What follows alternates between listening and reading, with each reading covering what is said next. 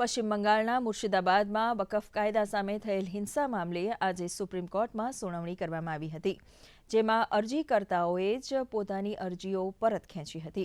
Supreme કોર્ટે કહ્યું કે અરજીકર્તાઓએ ઉતાવળમાં આ અરજી કરી હતી, સાથે જ આ પ્રકારના મુદ્દાઓ પર વધુ ગંભીરતાની જરૂર છે.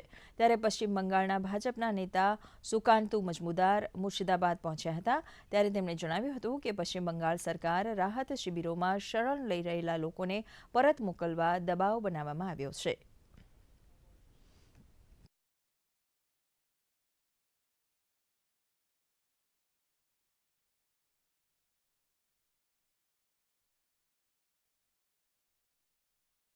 आप देख ही रहे हैं वहाँ के हालात कैसे हैं, तो एसआईटी के लिए भी जाकर के जांच करना, गवाहों को कॉन्फिडेंस में लेकर के बात कर पाना, ये एक लंबी प्रक्रिया हो सकती है. इसीलिए 15 मई की तारीख हाईकोर्ट ने तय की थी कि 15 मई को एसआईटी की वो रिपोर्ट कोर्ट को भी सौंपी जाए.